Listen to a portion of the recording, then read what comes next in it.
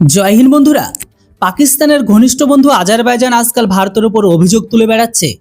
আর অভিযোগটাও এমন যে ভারত তার শত্রু দেশ আর্মেনিয়াকে ইসরায়েলের মারাত্মক প্রযুক্তি হস্তান্তর করেছে। তবে এই পুরো বিষয়টিকে আপনাদের বুঝতে হলে ভিডিওটিকে পুরো প্রথম থেকে শেষ পর্যন্ত দেখতে হবে। তো চলুন আপনাদের সবকিছু জানাই বিস্তারিত। দেখুন, এই পুরো বিষয়টি হলো ক্লিয়ার ড্রোনকে নিয়ে।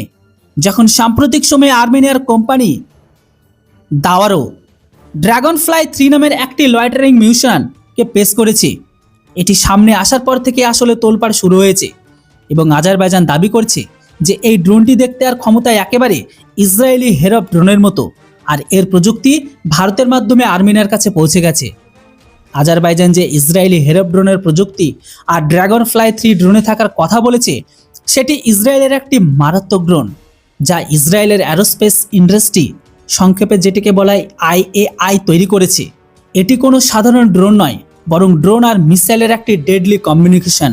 এই ড্রোন প্রায় 9 ঘন্টা পর্যন্ত আকাশে ওড়ার ক্ষমতা রাখে, এমনকি এটির সময়ে এটি লক্ষ্যবস্তু খুঁজে থাকে সঠিকভাবে, তার উপর টার্গেটিং করে থাকার সঠিক সময় এলে সরাসরি তার সাথে ধাক্কা খেয়ে নিজেকে ধামাকা করে উড়িয়ে দেয়।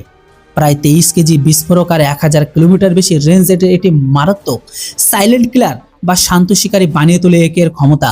যেটাই হোক, আর এখন যখন আজারবাইজান আর্মেনিয়ার কাছে এই একই প্রযুক্তির ড্রোন থাকার দাবি করছে, তখন এই দাবি তার ভয়কে প্রদর্শন করছে। আসলে দেখুন, 2020 সালের নাগর্ণ কারাবাখ যুদ্ধে আজারবাইজান ইসরায়েলের সহায়তা নেওয়ায় এই হেরপ ড্রোনগুলোর মাধ্যমে আর্মেনিয়ার বিরুদ্ধে ব্যবহার করেছিল তারা। তাই এখন যদি আর্মেনিয়ার কাছে এই হেরপের মতো ক্ষমতা চলে আসে, তবে আজারবাইজানের ক্রমবর্ধমান অস্থিরতা স্পষ্টগত বোঝা যায়।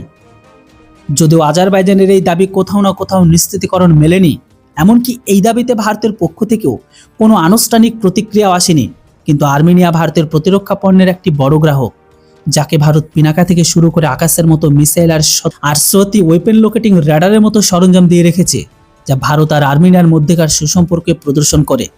আর এরই মধ্যে আপনাদের এটিও জানিয়ে রাখি যে ইসরায়েল আর আজারবাইজানের সম্পর্ক মজবুত হতে দেখা যাচ্ছে। সাম্প্রতিক দুই দেশ কৃত্রিম বুদ্ধিমত্তা মানে AI নিয়ে একটি MOUকে স্বাক্ষর করেছে, আর দুই দেশের শীর্ষ নেতৃত্বকার মধ্যকার বৈঠকে এই বিষয়টি সামনে এসেছে, যেখানে ইসরায়েলের অ্যারোস্পেস ইন্ডাস্ট্রি স্পষ্ট করেছে যে তারা সমস্ত আন্তর্জাতিক চুক্তিতে আইন ও প্রতিরক্ষা মন্ত্রণালয়ের নির্দেশনা মেনে চলে। অর্থাৎ ইসরায়েল এটি পরিষ্কার করতে চায় যে তাদের পক্ষ থেকে আর্মেনিয়াকে হেরপ ড্রোনের প্রযুক্তি দেওয়া হয়নি। এখন আজারবাইজানের এই দাবির সত্যতা তো কেউ জানে না। এই দাবির কোনো অফিসিয়াল প্রমাণ বা খণ্ডনী মিললেও ভবিষ্যতে কিছু জানা যাবে। যাই হোক, আপনাদের কি মনে হয় ভারত কি আর্মেনিয়াকে এই প্রযুক্তি দিতে পারে কিনা? অবশ্যই এরপর আপনাদের মূল্যবান মতামত কমেন্ট বক্সে লিখে জানান। ভিডিও আর ইনফরমেশন ভালো লাগলে চ্যানেলটিকে কেউ সাবস্ক্রাইব করতে ভুলবেন না। Thanks for watching. জয় হিন্দ, বন্দে মাতরম।